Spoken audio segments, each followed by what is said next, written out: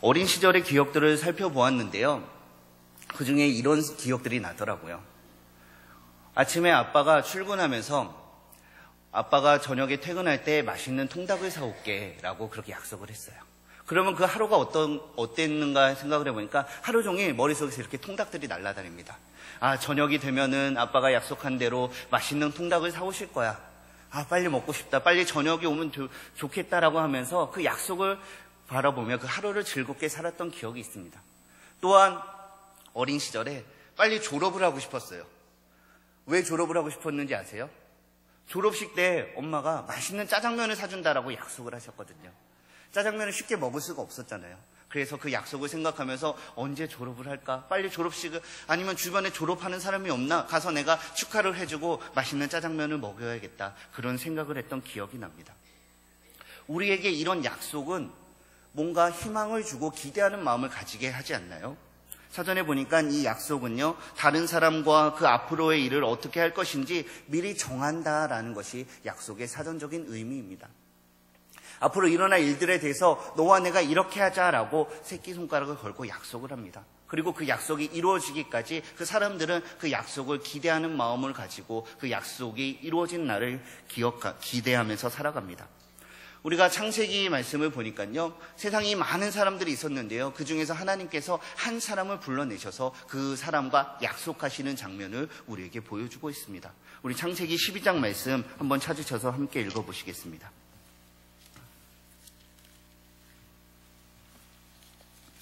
창세기 12장 1절부터 3절까지 말씀 우리 함께 읽으시겠습니다. 시작. 여호와께서 아브라함에게 이르시되 너는 너의 고향과 친척과 아버지의 집을 떠나 내가 내게 보여줄 땅으로 가라. 내가 너로 큰 민족을 이루고 내게 복을 주어 내 이름을 창대하게 하리니 너는 복이 될지라. 너를 축복하는 자에게는 내가 복을 내리고 너를 저주하는 자에게는 내가 저주하리니 땅의 모든 족속이 너로 말미암아 복을 얻을 것이라 하신지라. 아멘. 이 말씀은 하나님께서 아브라함을 불러내시고 아브라함과 하신 약속입니다. 제가 아까 말씀드렸던 저희 어린 시절 부모님과 했던 그 약속들, 세상의 사람들이 하는 그 많은 약속들보다 더욱 엄청난 내용을 담고 있습니다. 이 세상을 말씀으로 창조하신 그 하나님께서, 복의 근원이신 하나님께서 우리에게 찾아오셔서 복을 주신다라는 엄청난 약속의 말씀을 주고 계십니다. 그런데 이 아브라함에게 주셨던 하나님의 약속은 아브라함과의 그 1대1의 관계에서 약속이 끝난 것이 아니라 지금도 여전히 이루어져서 저와 여러분 가운데 그 약속이 유효하다는 사실을 믿으시기 바랍니다. 특별히 성경 말씀을 읽다 보면 하나님께서 우리에게 내가 너에게 어떻게 해주겠다라는 그 약속의 말씀들이 많이 있어요.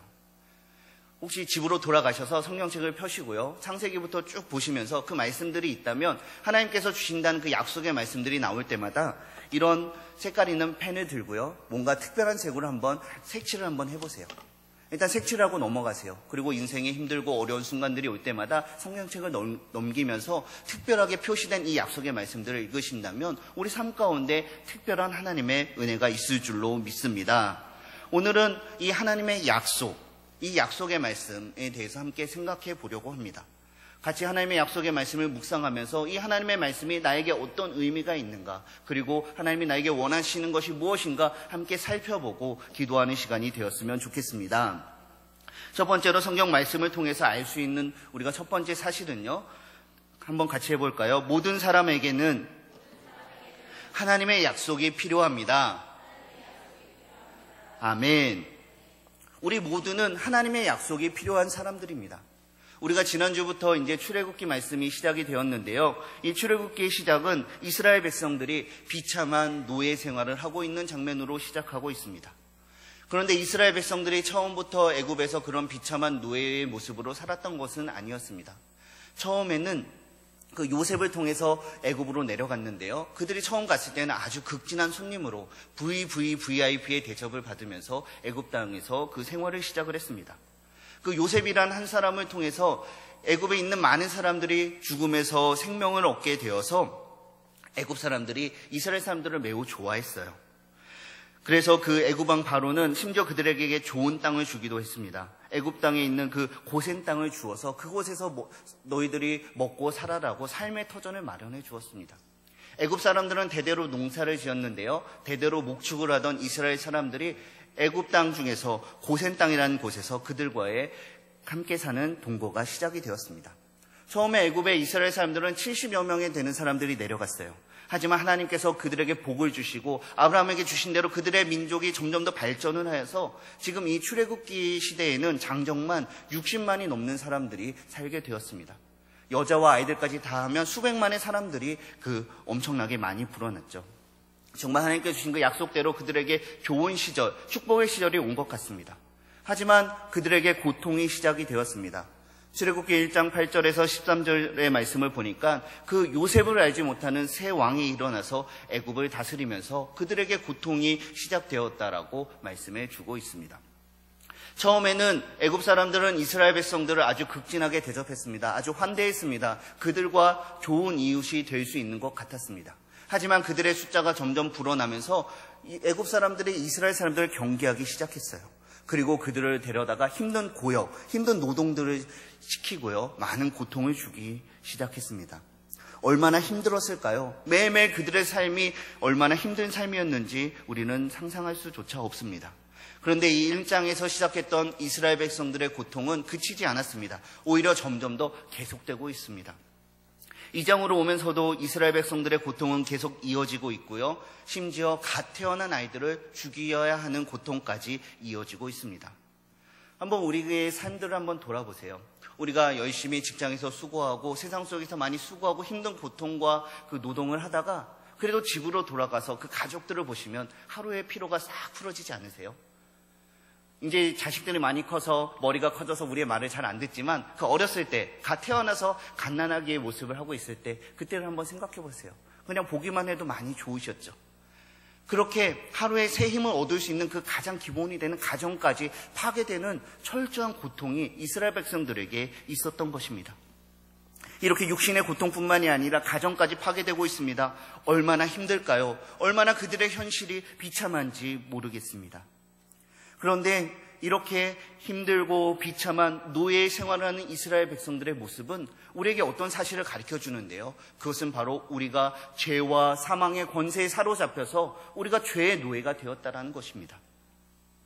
하나님께서는 이 세상을 아름답게 창조하시고 이 세상 가운데 하나님의 청지기로서 우리 인간을 만들어 주셨습니다. 너는 생육하고 정복하여 이 땅에 있는 모든 것을 다스려라. 하나님을 대신하여 하나님께서 주신 그 사명들을 잘 감당하라라고 우리를 이 땅 가운데 보내주셨습니다. 하지만 우리는 하나님의 말씀에 순종하지 못하고 죄의 유혹에 넘어가서 사단의 유혹에 넘어가서 하나님과 원수가 되고 세상에 속한 자, 죄의 노예가 되었습니다.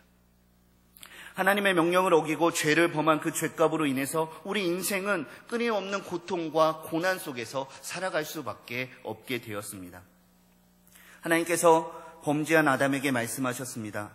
내가 먹지 말라 한 나무의 열매를 먹었은즉 땅은 너로 말미암아 저주를 받고 너는 내 평생에 수고하여야 그 소산을 먹으리라. 내가 흙으로 돌아갈 때까지 얼굴에 땀을 흘려야 먹을 것을 먹으리니 내가 그것에서 취함을 입었음이라. 너는 흙이니 흙으로 돌아갈 것이니라 하시니라. 아멘. 아담과 하와로 시작된 이 죄의 사슬은요, 모든 인류를 올가매고 있습니다. 그리고 우리는 결코 우리의 힘으로 이 죄의 사슬을 끊어버릴 수가 없습니다. 우리는 다른 사람의 능력을 의지해야 됩니다. 바로 이 죄와 사망의 권세를 뛰어넘는 누군가를 의지해야지만 이 죄의 노예된 데에서 해방될 수가 있는 것입니다. 우리는 우리 힘으로 이것을 할 수 없고 우리에게 아무런 희망이 없고 아무런 소망이 없고 절박한 환경 가운데, 절박한 상황 가운데, 영원한 흑암 가운데 우리가 있었지만 하나님께서 이런 우리의 처지를 아셨습니다. 우리를 만드셨던 하나님께서 이런 우리의 안타까운 처지를 아시고 우리에게 구원의 약속을 주신 것입니다. 하나님께서 아브라함에게 말씀하셨습니다. 너는 고향과 친척과 아버지의 집을 떠나라. 바로 우리가 이 세상의 노예가 되고 세상의 방법대로 죄의 유혹대로 살아가는 이 세상 속에서 우리를 건져주시는 말씀을 하신 것입니다. 그리고 내가 내게 보여줄 땅으로 가라. 그곳에서 내가 너에게 복을 줄 것이다. 내가 복의 근원이 될 것이다. 아멘. 성경이 말하는 복의 근원이 무엇인가요? 바로 하나님이 아닌가요?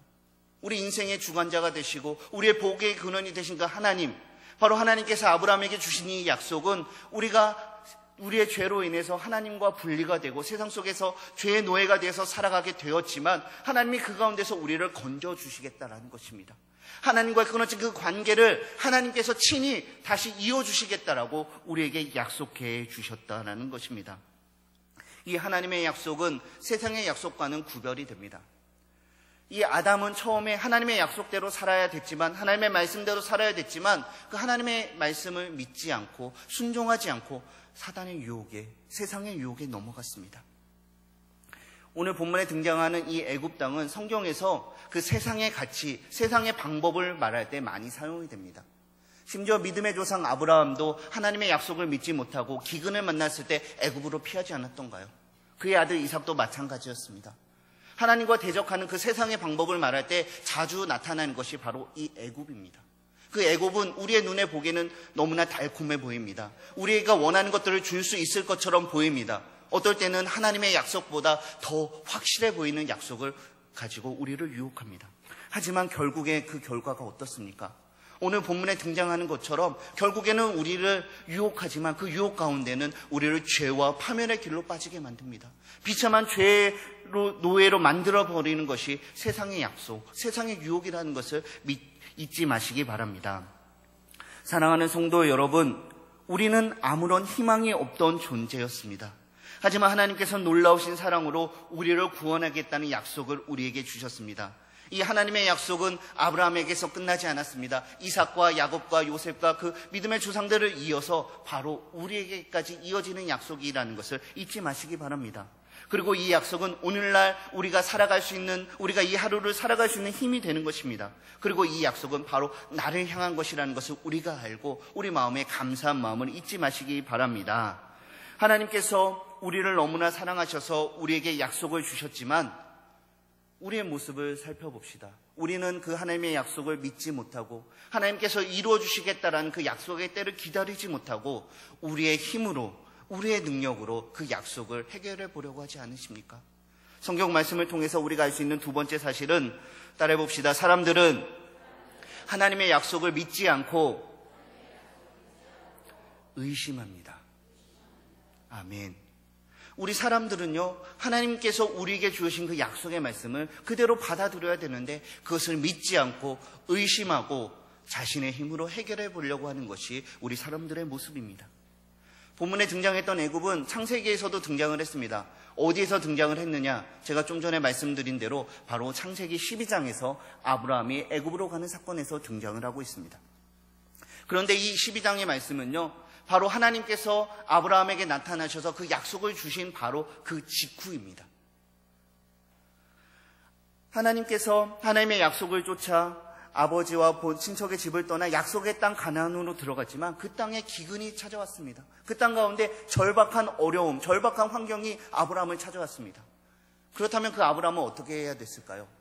그 자리로 불러주신 하나님의 약속을 의지하면서 그 약속 붙들고 하나님, 이 절박한 환경 헤쳐나갈 수 있게 해주세요. 이 환경을 이길 수 있게 해주세요라고 하나님께 간절히 기도해야 했지만 아브라함은 그렇게 하지 않았습니다. 기근을 만나자마자 바로 그 애굽으로 떠나는 모습을 보여주고 있습니다. 기껏 고향과 친척과 아버지의 집을 떠나 이 세상 속을 떠나 하나님의 백성으로서 구별이 되었는데 다시 세상 속으로 돌아가는 안타까운 모습을 우리에게 보여주고 있습니다. 그리고 이 일은 아브라함뿐만이 아니라 그 이삭과 그 이후에 등장하는 성경의 많은 사람들을 통해서 끊임없이 반복이 됩니다. 하나님께서는 아브라함과 이삭과 야곱 그리고 요셉을 통해서 끊임없이 사람들에게 약속의 말씀을 주고 계십니다. 성경에 읽다 보면 이삭에게 나타나서 이렇게 말씀하시죠. 나는 너의 아버지 아브라함의 하나님이라. 또 야곱에게는 뭐라고 이야기를 하시나요? 나는 너의 조상 아브라함과 이삭의 하나님 여호와라. 요셉에게는 나타나셔서 나는 너의 조상 아브라함과 이삭과 야곱의 하나님 여호와라라고 말씀하십니다. 하나님께서는 끊임없이 그 조상들의 이름을 이어가면서 말씀하십니다. 이것은 하나님께서 아브라함, 그들의 조상에게 주셨던 그 약속이 그 조상에 대해서 끝나는 것이 아니라 여전히 지금도 이어지고 있다는 것입니다. 하나님은 여전히 우리 인생 가운데 찾아오셔서 우리에게 구원의 약속을 주신다는 것입니다. 그런데 우리는 그 하나님의 약속을 붙들고 하나님이 나의 인생의 구원자가 되시는구나, 하나님이 나의 인생의 주관자가 되시는구나, 하나님 당신만을 의지하면서 살아가겠습니다 라고 그 말씀을 의지하면서 살아가야 되는데, 우리는 그렇게 하지 못합니다.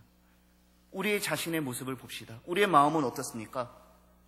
처음에 그 말씀을 받았을 때, 그 말씀을 우리 마음 가운데 찾아왔을 때는 너무나 기쁩니다. 나는 기뻐요, 정말 기뻐요 하면서 찬양과 하나님께 경배를 돌렸습니다. 하지만 그 뜨거운 첫사랑의 감격이 여전히 그대로 남아있는 경우는 많지 않습니다.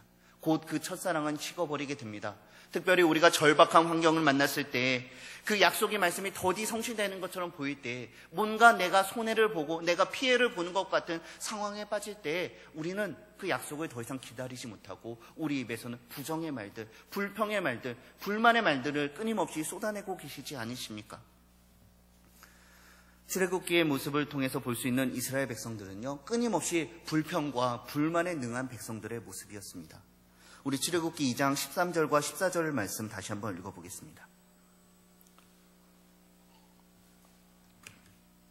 13절 14절입니다. 시작. 이튿날 다시 나가니 두 히브리 사람이 서로 싸우는지라 그 잘못한 사람에게 이르되 내가 어찌하여 동포를 치느냐 하매 그가 이르되 누가 너를 우리를 다스리는 자와 재판관으로 삼았느냐, 내가 애굽 사람을 죽인 것처럼 나도 죽이려느냐. 모세가 두려워 이르되 일이 탈로 되었도다. 아멘. 오늘 본문 속에서 히브리 사람들이 서로 다투고 있는 것을 보고 있습니다. 이들은 서로 동포요, 서로 형제입니다.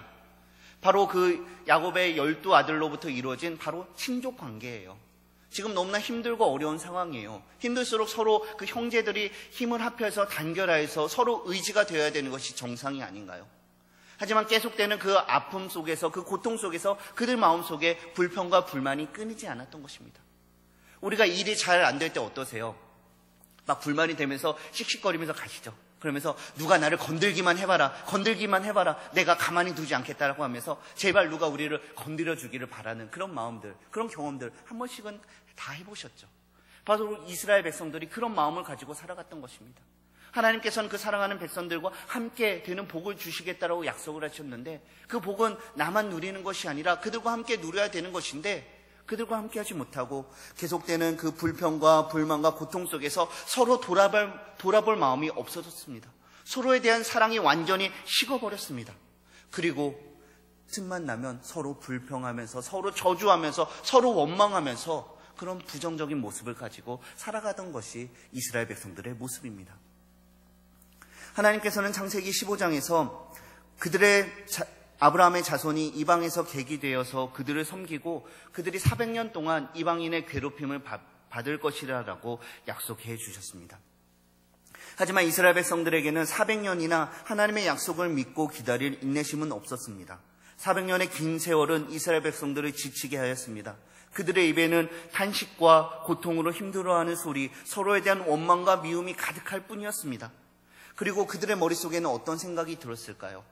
제가 묵상하면서 들었던 생각은, 그들에 대한 원망과 불평은 처음에 주변의 형제들, 너 때문이야, 너 때문이야, 너 때문이야, 그렇게 시작이 되었지만 결국에는 그 원망이 하나님께까지 올라갔을 거라고 생각이 되었습니다. 그러면서 하나님이 이 약속을 잊으셨는가? 하나님이 과연 약속을 기억하고는 계시는가? 아니면 하나님이 이 약속을 이루실 힘이 과연 있으신 것인가? 라면서 하나님을 의심하고 하나님을 원망하고 하나님을 저주하는 모습에 빠지지 않았을까요? 앞으로 살펴볼 출애굽의 긴 여정 동안 이스라엘은 끊임없이 꾸준하게 정말 변치 않는 모습으로 한결같이 하나님에 대한 원망과 불평과 저주를 쏟아내는 것이 이스라엘 백성들의 모습입니다. 이스라엘 백성들은 언제나 하나님의 뜻대로 순종하지 않고 항상 하나님의 반대의 모습으로 갔습니다. 하나님 말씀을 어기는데 아주 능한 사람들이었습니다. 그리고 이 하나님을 의심하는 백성들은 하나님의 약속의 때를 기다려야 하는데 하나님의 때를 기다리지 않고 스스로 그 문제를 해결하려고 했어요. 바로 11절과 12절에서 모세가 그 대표적인 모습을 보여주고 있습니다. 모세가 히브리 백성들, 자신의 동포들이 고통받는 모습을 보고 생각을 했어요. 내가 저들을 구원해야겠구나. 하나님께서 구원하시는데, 하나님께서 구원의 때가 있다라고 분명히 말씀하셨는데 그 때를 기다리지 않고 스스로의 힘으로 하려고 했던 것입니다. 우리는 이렇게 하나님의 때를 기다리지 않고 자신의 생각대로 하려고 할 때, 이 세상의 방법대로 해결하려고 할 때 반드시 그 문제가 생기게 된다는 사실 잊지 마시기 바랍니다. 사랑하는 성도 여러분, 우리에게 이렇게 불평과 불만이 가득 찬 이스라엘 백성들과 같은 모습으로 우리가 살아가고 있지 않으십니까? 하나님의 때를 기다리지 않고 나의 생각으로, 나의 방법으로 해결해 보려는 이 모세와 같은 모습이 우리에게 있지 않으십니까? 그렇다면 지금 이 시간 그 모습들 다 내려놓으시기 바랍니다. 하나님께서는 지금도 우리 인생 가운데 찾아오셔서 이 기록된 하나님의 말씀, 이 성경의 말씀을 통해서 우리에게 구원의 말씀, 구원의 약속의 말씀을 우리에게 주시고 계십니다. 나는 아브라함의 하나님이 여호와라. 나는 아브라함과 이삭과 야곱의 하나님, 너의 아버지, 너의 할아버지, 너의 믿음의 조상들의 하나님 여호와라. 지금도 내가 동일하게 너에게 이 약속을 체결해 주겠다라고 우리 인생 가운데 말씀해 주십니다. 하나님이 내가 너와 함께하겠다, 내가 너를 이 세상 속에서 너를 구원해내고 너에게 복을 주겠다라고 약속하십니다. 나를 믿어라, 내 말씀에 순종하고 나를 따라오라라고 말씀하시지만 우리는 여전히 이스라엘 백성들과 같은 모습으로, 모세와 같은 모습으로 하나님을 믿지 않습니다. 하나님의 말씀을 오해하고 내가 듣긴 좋은 대로만 해석하려고 하지 않으십니까? 그리고 조금이라도 내가 손해를 본다면 불평과 불만을 쏟아내면서 나의 생각대로, 나의 방법대로 그 문제를 해결해 보려고 하는 것이 우리의 모습입니다. 우리가 이렇게 인간적인 열심과 방법을 다하지만 결국에는 도망치는 그 모세와 같이 우리는 애굽 속에서 고통받는 이스라엘 백성들처럼 비참한 신세를 결코 면할 수가 없다는 사실 잊지 마시기 바랍니다. 그래서 우리는 하나님의 약속이 필요한 존재입니다. 이것을 인정하셔야 됩니다. 그리고 이 하나님의 약속은 한 번으로 끝나는 것이 아니라 매일매일 삶의 모든 순간들마다, 삶의 한 절 한 절마다 단 한순간도 우리는 하나님의 약속이 아니면, 하나님의 공로가 아니면 살 수 없는 존재라는 것을 우리는 우리의 입으로 시인하고 하나님 앞에 그것을 고백하셔야 됩니다. 사랑하는 성도 여러분, 이 하나님의 말씀을 읽을 때, 우리가 날마다 하나님의 말씀을 묵상할 때 우리의 비참함을 바라보십시오. 그리고 하나님, 나는 하나님의 공로가 아니면 단 하루도 살 수 없습니다. 하나님, 오늘 하루도 나에게는 하나님의 약속이 필요합니다. 하나님의 은혜가 필요합니다 라고 간절히 기도하시는 저와 여러분이 되시기를 바랍니다. 그리고 이 하나님의 말씀을 통해서 우리가 알 수 있는 마지막 사실은요, 따라해 봅시다. 하나님의 약속은 반드시 이루어집니다. 아멘. 우리 24절과 25절 말씀 다시 한번 읽어보겠습니다. 시작. 하나님이 그들의 고통 소리를 들으시고 하나님이 아브라함과 이삭과 야곱에게 세운 그의 언약을 기억하사 하나님이 이스라엘 자손을 돌보셨고 하나님이 그들을 기억하셨더라. 아멘. 사랑하는 성도 여러분, 이스라엘 백성들은 하나님이 나를 잊어버리지 않았는가, 하나님이 과연 구원을 이루어내실 능력이 있긴 하시는가 하면서 의심하고 불평과 불만을 일삼는 자들이었지만 하나님은 그 모든 상황들을 바라보고 계셨습니다. 우리의 입장에선 이해가 되지 않지만 하나님께서는 가장 좋은 방법으로 지금도 우리의 구원의 때를 이루기 위해서 준비하시고 이루어가시는 분이 우리 하나님이십니다. 성경은 하나님은 신실하신 분으로 우리에게 설명해 주고 있습니다. 그런즉 알라, 오직 내 하나님 여호와는 하나님이시요 신실하신 하나님이시라. 그를 사랑하고 그의 계명을 지키는 자에게는 천대까지 그의 언약을 이행하시며 인애를 베푸시되. 아멘. 이 신실하다라는 뜻은 그 바탕이 견고하여 안전하게 기댈 수 있는 것이라는 뜻입니다. 하나님이 신실하시다라는 것은 참 믿을 만한 분이시고 그가 약속하는 것이나 말하는 것을 우리가 그대로 믿어도 좋다라고 우리에게 설명해 주는 것입니다. 그렇습니다. 우리 하나님은 신실하신 분이십니다. 이 사실은 성경을 통해서 우리에게 증거해 주고 있습니다. 400년 전에 그의 조상 아브라함에게 하셨던 그 약속을 하나님은 지금 그대로 이루어가고 계시는 것입니다. 하나님께서는 인간이 불성실하여 하나님을 의심하고 하나님에 대해서 원망과 불평과 저주를 일삼을 그 순간에도 하나님은 그 약속을 신실하게 이행해 가고 계셨습니다. 하나님은 처음부터 이 사람들이 하나님의 약속을 믿지 못하고 그것을 잘 지키지 못할 것이라는 것을 알고 계셨습니다. 그래서 창세기 15장에서 아브라함과 그 약속을 체결하실 때 어떻게 하셨죠? 그 쪼갠 고개 사이로 하나님과 아브라함이 같이 지나가면서 이 약속을 어기는 자는 이 쪼갠 고기와 같이 될 것이다 라고 약속을 해야 됐지만 하나님이 아브라함을 재워두시고 하나님 혼자 그것을 지나가는 모습을 우리에게 보여주고 있습니다. 그것은 약속을 하신 하나님께서 끝까지 그 약속을 지켜내실 것이라는 것입니다. 하나님 당신의 이름을 걸고 하나님 당신을 걸고 그 약속을 반드시 지켜내실 것이라고 우리에게 가르쳐주고 있는 것입니다. 출애굽기 2장 곳곳에는 하나님의 신실하신 그 증거가 많이 나타나고 있습니다. 바로는 히브리 사람들을 죽이려고 했지만 자기도 모르는 사이에 자신의 재산, 자신의 것을 통해서 그 히브리 사람들을 인도해내 지도자를 키워내고 있었습니다. 출생 즉시 죽을 수밖에 없는 상황에서 태어난 모세가 오히려 그 핍박자, 그 압제자의 손에서 왕자로 양육된다는 것이 얼마나 놀라운 사실입니까? 이런 것들을 가리켜 우리는 하나님의 섭리라고 이야기를 합니다. 세상의 사람들은 이런 일들이 일어날 때 그냥 우연이라고 하면서 그냥 신기하다, 어떻게 이런 일들이 일어났지라고 생각을 하지만 하나님의 약속을 아는 우리들은 그것이 바로 나를 향한, 우리를 향한 하나님의 절대적인 섭리라는 것을 믿음으로 고백하셔야 됩니다. 결코 우연이 아닙니다. 하나님의 섭리요, 신실하신 하나님께서 그 약속을 이루어 가시는 과정입니다. 이스라엘 백성을 향한 하나님의 절대적인 섭리의 손길은 어떠한 상황 속에서도, 아무리 절박한 상황 속에서라도 이스라엘을 떠나지 않았고 하나님은 신실하게 그 약속을 이루어 가셨고 그 모든 약속을 이루어 내셨습니다. 그리고 예수 그리스도의 십자가를 통해서 그 하나님의 구원의 모든 약속들, 구원의 모든 역사를 다 이루어 내셨습니다. 이 하나님의 약속은 오직 하나님의 공로로 된 것입니다. 우리 인간에게는 아무런 공로가 없습니다. 하나님이 계획하시고 하나님이 이끌어가시고 하나님이 모든 것을 다 이루셨습니다. 그 과정 속에서 우리는 아무것도 한 것이 없습니다. 우리가 한 것이라면 그 하나님을 믿지 않고 하나님께 불평하고 하나님께 원망하고 하나님을 떠나서 하나님을 대적한 것밖에는 없습니다. 그렇기 때문에 이 하나님의 약속은 전적으로 하나님의 은혜로서 우리에게 주어진 것입니다. 사랑하는 성도 여러분, 출애굽기가 시작이 되었습니다. 이 출애굽기 말씀 우리가 깊게 묵상하는 가운데 하나님의 약속을 다시 생각하는 놀라운 은혜의 시간들이 되시기를 바랍니다. 출애굽기 말씀을 다시 읽고 깊게 묵상하십시오. 그리고 그 가운데서 우리가 죄의 노예가 되었고 영원히 죽을 수밖에 없었던 비참한 우리의 현실을 바라보시기 바랍니다. 우리는 하나님을 대적하여 하나님과 원수가 되었습니다. 하지만 하나님께서 우리를 이처럼 사랑하사 우리를 구원하기 위해서 놀라운 약속의 말씀을 우리에게 주셨습니다. 그리고 이 말씀이 다른 사람, 옆에 있는 다른 사람들에게 필요한 것이 아니라 먼저 나에게 필요한, 나를 위한 약속의 말씀이라는 것을 아시기 바랍니다.